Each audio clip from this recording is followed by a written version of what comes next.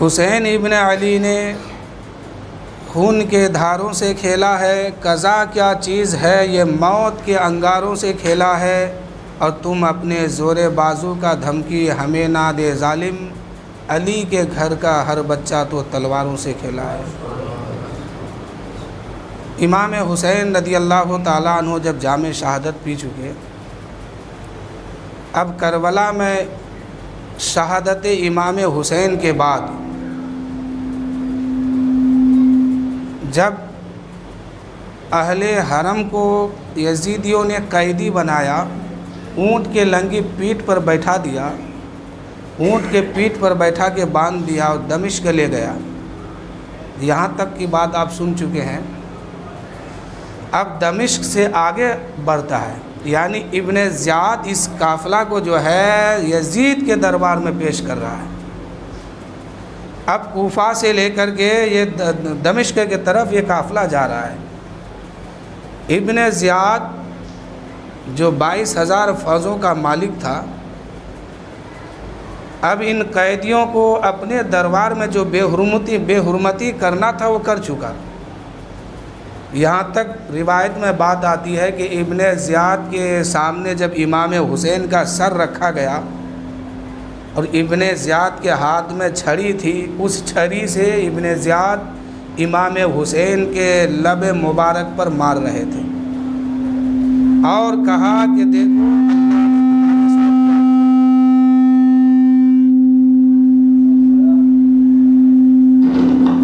اللہ نے تمہارے ساتھ کیا کیا۔ اس وقت امام زین العابدین آگے بڑھے اور کہے کہ نادان، اللہ نے اس وقت تمہیں ڈھیل دے کے رکھا ہے تاکہ تمہاری گناہ میں کچھ اضافہ اور ہو جائے، وہ تو منظر تمہیں میدان محشر میں خود پتہ چل جائے گا کہ وہاں تیرا ہونے والا کیا ہے۔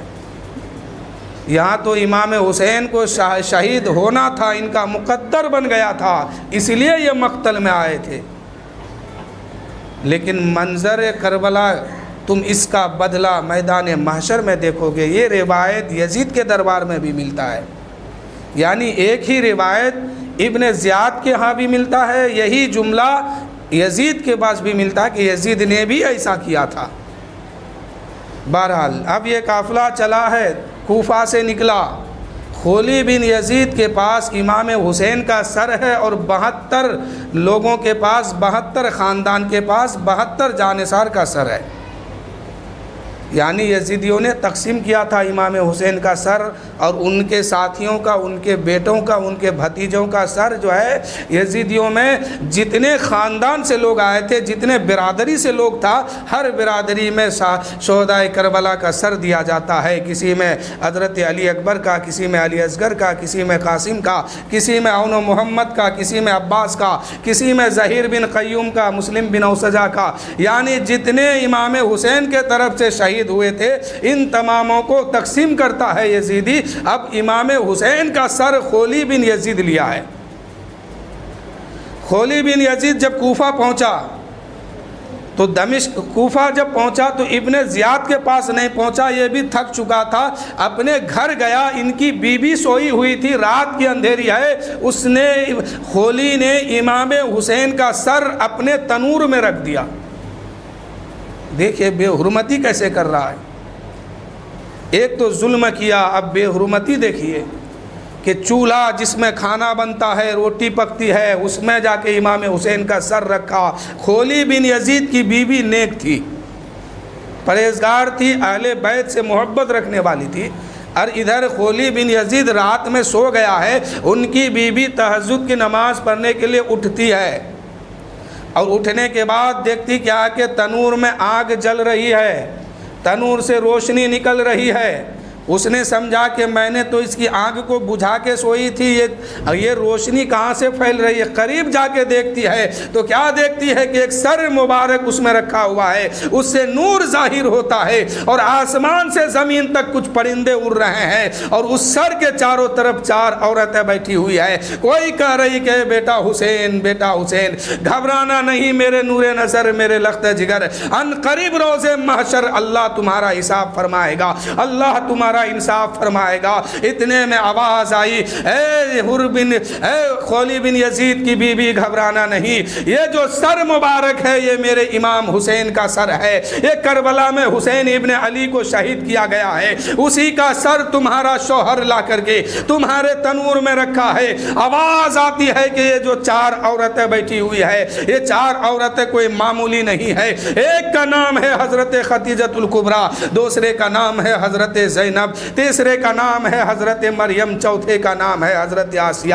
یہ 4 عورتیں چاروں طرف سے بیٹھ کے رویا کرتی تھی۔ اس وقت وہ چولہا سے حضرت امام حسین کے سر مبارک سے نور نکلتا تھا، آسمان سے لے کے سر تک ایک نور کا راستہ بن گیا تھا۔ ملائکہ آ رہے تھے، زیارت کر رہے تھے۔ میرے دوستو، ان کی بیوی نے جب اس منظر کو دیکھا ہے، اس سر مبارک کو وہاں سے نکالا ہے، اس کو صاف کیا ہے، اپنے اونچی جگہ پہ رکھا ہے، اس کے ادب و احترام کیا ہے، تعظیم کیا۔ اس کے بعد اپنے شوہر کو جگاتی ہے، اپنے شوہر سے کہتی ہے، او مردود، تم نے کس کو قتل کیا ہے؟ تم نے تو کہا تھا یزید کے باغیوں کو قتل کرنے جا رہا ہوں، لیکن یہاں تو نواس رسول کو تم نے قتل کیا ہے، حسین ابن علی کو تم نے قتل کر دیا ہے، اور ان کا سر لا کر کے تنور میں رکھ دیا ہے۔ لے تو اپنا گھر لے نادان، میں تیرا گھر چھوڑ کے جا رہی ہوں، اب مجھے تیرے گھر میں نہیں رہنا ہے، نہ تیرے ساتھ رہنا ہے، اب تو جان، تیرا کام جان۔ یہ دیکھو آسمان سے لعنت تمہارے گھر میں برس رہی ہے، ان قریب تم کو اس کی سزا ملے گی۔ یہ کہہ کر کے اس کی بیوی گھر سے باہر نکل رہی تھی۔ خولی بن یزید نے کہا، اے میری بیوی، تم باہر مت جاؤ، مجھے چھوڑ کے مت جاؤ، اگر تم چھوڑ کے جائے گی تو میرا گھر تباہ ہو جائے گا، میرے بچے برباد ہو جائیں گے۔ خولی بن یزید کی بیوی بولی، اللہ کرے تیرا گھر برباد ہو جائے، تیرے بچے تباہ ہو جائے، تو بھی برباد ہو جائے، ان قریب فیصلہ ہونے والا ہے تیرے زندگی کا۔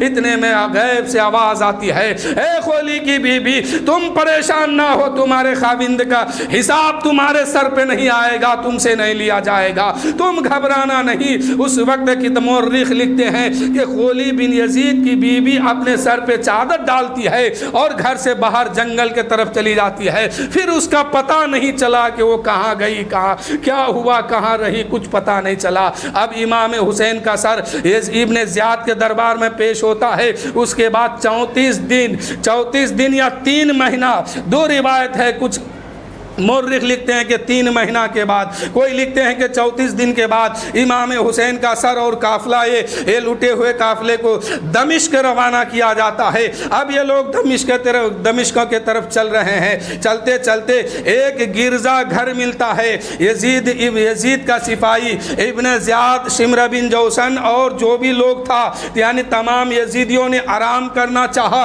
تو سمجھا کہ یہی بہتر جگہ ہے، اسی گرجا گھر کے پاس ہم لوگ آرام کر لیتے ہیں۔ امام حسین کا سر جس نیزے پہ لگا تھا، اس نیزے کو گرجا گھر کے دیوار سے لگا دیتے ہیں، ٹیک لگا کے رکھ دیتے ہیں، یزیدی آرام کر رہا ہے۔ اتنے میں اچانک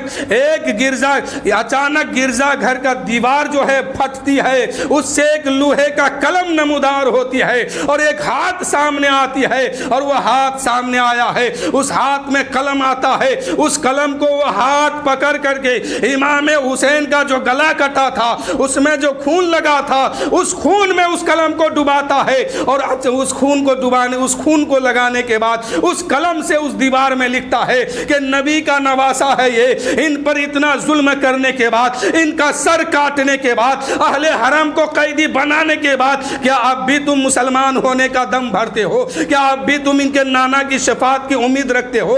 یاد رکھنا، تمہیں اس کے نانا کی شفاعت نہیں ملے گی، اس سے تم محروم ہو جاؤ گے۔ یزیدیوں نے یہ منظر دیکھا ہے، یزیدیوں نے وہ ہاتھ دیکھا ہے، یزیدیوں نے دیوار کو پھٹے ہوئے دیکھا ہے، یزیدیوں نے لوہے کے قلم کو دیکھا ہے، حیرت میں آ گیا ہے کہ اب کیا ہونے والا ہے۔ اور اس شعر کو جب پڑھا ہے کہ حسین کو قتل کرنے کے بعد پھر ان کے نانا کی شفاعت کی امید تم رکھتے ہو، یا تم اپنے آپ کو مسلمان کہلانے کی امید رکھتے ہو؟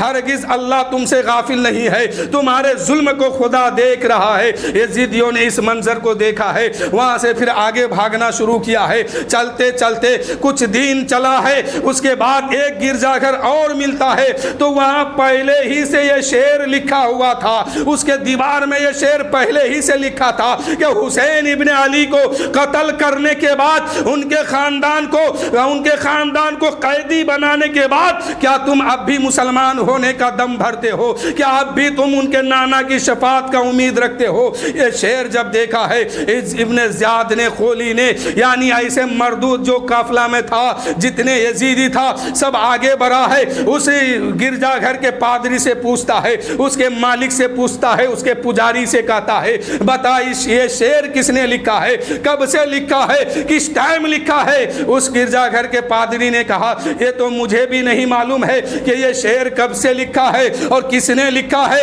یہ تو میرے باپ کو بھی نہیں معلوم ہے, میرے دادا کو بھی نہیں معلوم ہے کہ یہ شعر کب سے لکھا ہوا ہے. میرے باپ دادا یہی بتاتے ہوئے آئے ہیں کہ یہ شعر ایک زمانے سے لکھا ہوا ہے, یعنی محمد عربی صلی اللہ علیہ وسلم کے پیدائش سے 5000 سال پہلے اس گرجا گھر کے دیوار میں یہ شعر لکھا ہوا تھا.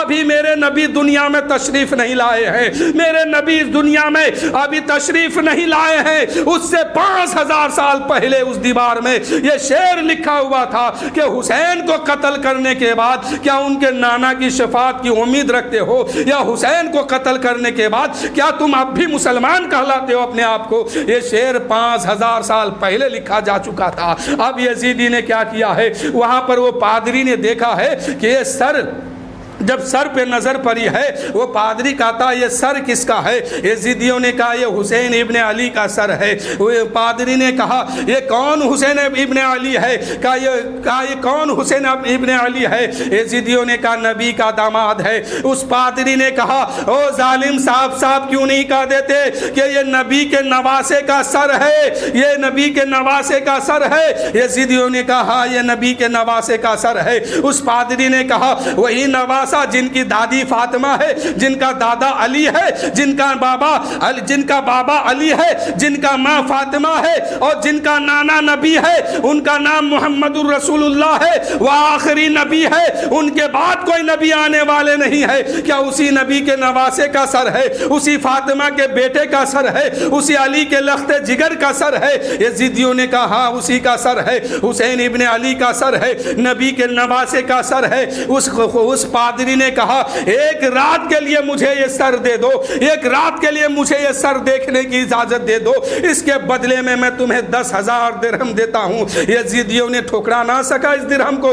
ارے جو درہم کے بدلے میں ایمان بیچا تھا یزید کے ہاتھ میں, وہ کب ٹھکرا سکتا ہے دولت کو, وہ کب ٹھکرا سکتا ہے مال اور دولت کو؟ 10,000 درہم میں اس سر حسین کو اسی پادری کو دے دیا ہے. وہ پادری 10,000 درہم یزیدیوں کو دیا ہے اور سر حسین کو اپنے پاس لیا ہے, اپنے گھر کے اندر لے گیا ہے, اونچے مقام پہ سر حسین کو رکھا ہے, عطر اور خوشبو لگاتا ہے, اور رات بھر وہ پادری امام حسین کے سر کے سامنے ہاتھ باندھ کے زیارت کر رہا ہے, ہاتھ باندھ کے اس سر کو دیکھ رہا ہے. کیا دیکھتا ہے کہ آدھی رات کے بعد آسمان سے ایک نور ظاہر ہوتا ہے, اس میں چھوٹے چھوٹے پرندے ہیں, وہ نور امام حسین کے سر کے طرف آ رہا ہے, اور حسین کے سر سے ایک نور نکلتا ہے جو آسمان تک پہنچتا ہے, ایک راستہ بن جاتا ہے. وہ پادری اسی وقت کہا اے حسین, کون کہتا ہے کہ تو مر گیا ہے؟ تو مرا نہیں ہے, زندہ ہے. اپنے نبی کا کلمہ پڑھا کے مجھے مسلمان بنا دو, نبی کا غلام بنا دو. اب نبی کا غلام بنا ہے, نبی کا وفادار بنا ہے, نبی کا کلمہ پڑھ کے مسلمان ہوا ہے. اب حسین کا وفادار بن کے یہ چمک رہا ہے, اس لیے کہ اللہ اس کا بدلہ اس کو دے رہا ہے کہ میرے حسین کی حفاظت تم نے اس طرح کیا ہے تو یہ احسان حسین پہ نہیں رہے گا, اس کا بدلہ یہ لو کہ تمہیں ایمان نصیب ہو رہا ہے. اب امام حسین کا جو غلام ہوتا ہے وہ کبھی دغاباز نہیں ہوتا, وفادار ہوتا ہے, دھوکے باز نہیں ہوتا ہے. اس نے وعدہ کیا تھا کہ صبح سر دے دوں گا, لوٹا دوں گا. ادب و احترام کے ساتھ سر لے کے جاتے ہیں یزید کے پاس، یزیدیوں کے پاس، آنکھ سے آنسو جاری ہے، دل نہیں چاہتا ہے کہ واپس کروں، لیکن وعدہ کیا ہے، وعدہ نہیں مانا ہے، سر کو واپس کیا ہے۔ ادھر آنکھیں برس رہی ہے، ادھر سر لے کے یزیدیوں نے یزید کے پاس پہنچائے۔ ادھر یزید اس وقت ابھی شراب میں مست تھا، شراب پی رہا تھا یزید، اور شطرنج کا کھیل ہوتا ہے اس کھیل کو کھیل رہا تھا۔ ادھر امام حسین کا سر گیا ہے، ادھر دمشق میں اعلان ہوا ہے کہ یزید کے باغی، حکومت کے باغی تھے، ان لوگوں کو قتل کیا گیا ہے، ان کو دیکھنے کے لیے لوگ جمع ہو جاؤ۔ یزید نے یہی افواہ اڑایا تھا، سید کہہ کے ظلم نہیں کیا تھا، باغی کہہ کر کے اعلان کیا تھا۔ یہ کہا تھا یزید نے، یہ پورے دمشق میں آواز پھیلایا تھا کہ ایک ڈاکو کا سر آ رہا ہے، جو راستے میں لوگوں کو لوٹا کرتے تھے، مارا کرتے تھے، آج ان کو میں نے قتل کر دیا ہے، ان کو میں نے قتل کروا دیا ہے، ان کے خاندان کو میں نے قیدی بنا لیا ہے، اسے دیکھنے کے لیے لوگ جمع ہو جاؤ۔ پورا دمشق اس میں جمع ہو گیا ہے۔ ایک نبی کا صحابی وہاں پہ پہنچتے ہیں، ایک نبی کا صحابی ہے جو حضرت سہیل بن سعد سعیدی، اس وقت مدینہ سے کہیں جا رہے تھے تو وہ دمشق ہو کے جا رہے تھے، تو دمشق میں کیا دیکھتے ہیں کہ دمشق میں ایک میلہ لگا ہوا ہے، گلیاں سجی ہوئی ہے، جھنڈے لہرا رہے ہیں، سامیانہ لٹکے ہوئے ہیں۔ حضرت سہیل سمجھ رہے تھے کہ ان کے خاندانی کوئی رواج ہوگا یا خاندانی کوئی عید ہوگی ان کی، اس لیے یہ جشن منا رہا ہے۔ جب قریب گیا ہے، لوگوں کا میلہ دیکھا ہے، اونٹ کے پیٹھ میں شہزادیوں کو باندھا ہوا دیکھا ہے، نیزے پہ سر دیکھا ہے، اسے حضرت سہیل نے فرمایا، اے لوگو یہ سر کس کا ہے، یہ بھیڑ کیسی لگی ہے، یہ مجمع کیسا ہے؟ ایک یزیدی نے کہا یہ حسین ابن علی کا سر ہے، وہ حسین ابن علی کا سر ہے۔ حضرت سہیل حسین کو خوب اچھی طرح پہچانتے تھے، 40 سال کی زندگی یا 50 سال کی زندگی نبی کے سامنے حضرت سہیل کی گزری ہے، وہ حسین کو جانتے تھے، حسین کو دیکھتے تھے، حسین کی بارگاہ میں رہتے تھے، یہ بھی جانتے تھے کہ حسین کے کاندھے پہ سوار ہوتے تھے، یہ بھی جانتے تھے کہ حسین کا لب چومتے تھے، یہ بھی جانتے تھے کہ حسین کے سینے پہ، یہ بھی جانتے تھے کہ رسول کے سینے پہ سر رکھ کے حسین سو رہے تھے، یہ بھی جانتے تھے کہ رسول کے کاندھے پہ حسین سوار ہوتے تھے، یہ بھی جانتے تھے کہ نبی کے پشت پر حسین سوار ہو گئے تھے، یہ بھی دیکھے تھے انہوں نے اپنی آنکھوں سے کہ حضور کا لب حسین چوم رہے تھے۔ سارا منظر یاد آنے لگا ہے، چہرہ پہچانا گیا ہے۔ لوگوں سے پوچھا، اے لوگوں بتاؤ یہ تم لوگوں نے ایسا کیوں کیا ہے؟ یزید کے طرف سے آواز آتی ہے، یہ حکومت کا باغی تھا، یہ راستے میں ڈاکہ ڈالتا تھا، یہ راستے میں لوگوں کو پریشان کرتا تھا، اس لیے انہوں نے ان کو قتل کر دیا گیا ہے۔ لیکن حضرت سہیل نے فرمایا، اے یزیدیو خبردار، تم جن کے بارے میں اس طرح کی بات کرتے ہو گستاخی کرنا بند کرو، یہ کوئی ڈاکو نہیں ہے، نبی کا گھر والا ہے، نبی کا نواسا ہے، اور جن کو تم کنیز بنا کے لائے ہو یہ کنیز نہیں ہے، ساری دنیا ان کی کنیز بن کے گھومتی ہے، یہ تو جنت کا مالک ہے، یہ تمام دنیا کی مالک ہے۔ تم جن کو آج قیدی بنا کے رکھے ہو نا، یہ قیدی نہیں ہے، یہ کوئی ڈاکو نہیں ہے، نبی کا نواسا ہے۔ اور جن عورتوں کو تم کنیز بنا کے رکھے ہو، یہ تمام دنیا ان کی کنیز ہے، تمام دنیا کا کنیز ان کا، تمام دنیا ان کی غلامی کرتی ہے، ان کی کسی کی غلامی کر نہیں سکتے ہیں، اس لیے کہ یہ نبی کے نواسے ہیں، یہ نبی کے گھر کی عورتیں ہیں، یہ نبی کے گھر کے نواسے ہیں، یہ نبی والے ہیں، نبی کے خاندان ہے۔ اے لوگوں کیا تم نے نہیں سمجھا ہے کہ یہ نبی کا نواسا ہے، یہ نبی کے خاندان والے ہیں؟ ان کو تم قیدی کہتے ہو، ان کو تم کنیز کہتے ہو، ان کو تم باغی کہتے ہو، تو کان کھول کے سن لو، قیامت تک جتنی عورتیں ہوگی سب ان کی کنیز ہوگی، یہ کسی کی کنیز نہیں ہے، یہ جنت کی مالک ہے، دنیا کا بھی مالک ہے، یہ دنیا بھی دے رہا ہے، جنت بھی دے رہا ہے۔ کل بروز محشر انہی بروز محشر شفاعت ہوگی، انہی کے اشارے پہ ہوگی، کل بروز محشر تم کیا جواب دو گے؟ اس وقت یزید کیا کیا ہے کہ یزید نے پوچھا یہ کون ہے، یہ کون ہے؟ یعنی حسین کے قافلے والے کو جو قیدی بنا کے لے گیا تھا تو ایک ہی رسی میں سب کو باندھا گیا تھا، کسی کا گھیرا چھوٹا بنایا، کسی کا گھیرا بڑا بنایا، سب کے گلے میں یہ رسی لپٹا ہے اور اونٹ کے پیٹھ میں باندھ دیا ہے۔ کبھی کوئی اونٹ اگر تیز چلتا تھا تو یہ گلا دبتا تھا، کبھی کوئی دھیرے چلتا تھا گلا دبتا تھا۔ جب کوفہ سے لے کے دمشق میں پہنچا ہے، دمشق میں یزید کے سامنے یہ قافلہ ٹھہرا ہے۔ یزید پوچھتا ہے یہ کون ہے؟ کسی نے کہا یہ حسین کا بیٹا ہے، پھر کہا یہ کون ہے؟ کسی نے کہا یہ حسین کی بہن ہے، کسی نے کہا یہ کون ہے؟ کسی نے کہا یہ سکینہ حسین کی بیٹی ہے۔ اتنے میں یزید نے کہا اے بچی بتا تو کون ہے؟ وہ بچی اپنا چہرہ چھپانے لگی۔ پھر کہا بتا تو کون ہے؟ وہ بچی اپنا چہرہ چھپانے لگی ہے۔ پھر کہتا ہے یزید اے بچی بول تو کون ہے؟ اتنے میں وہ بچی حضرت زینب سے لپٹ جاتی ہے۔ یزید پھر کہتا ہے تو کون ہے؟ وہ بچی حضرت زینب سے لپٹ جاتی ہے۔ اتنے میں سید سجاد بیمار زین العابدین فرماتے ہیں او ظالمو تم نہیں دیکھتے ہو اس کے گلے میں جو پھندا ہے اس کا گھیرا بڑا چھوٹا ہے، پہلے اس کو ڈھیلا کرو تب وہ بولے گی، ابھی وہ بول نہیں سکتی ہے۔ یزید نے اپنے خادم کو حکم دیا ہے، اپنے غلاموں کو حکم دیا ہے کہ اس کے پھندے کو اس کے گھیرا کو بڑا کر دو تاکہ یہ ہم سے بات کر لے۔ اتنا سننا تھا حضرت سکینہ جو ہے حضرت زین العابدین سے جا کے لپٹ جاتی ہے اور کہتے او ظالموں کان کھول کے سنو، یہ فاطمہ الزہرا کے گھر کی بیٹی ہے، مر جائے گی دم دے دے گی لیکن کسی غیر محرم کو ہاتھ لگانے نہیں دے گی۔ اور کیوں دیتے میرے دوستو؟ یہ وہی سکینہ ہے جو 20,000 کے مجمع میں گھسا تھا کربلا کے میدان میں۔ ابن زیاد نے شمر سے پوچھا تھا اے شمر بتا کربلا کے میدان میں کہیں تم کو رحم نہیں آیا، کہیں رونا نہیں آیا؟ شمر نے کہا تھا ایک مور ایسا آیا تھا کربلا میں کہ مجھے بھی رونا آ گیا تھا، میری بھی آنکھ میں آنسو آ گئی تھی۔ ابن زیاد نے کہا تھا وہ مور کون سا ہے؟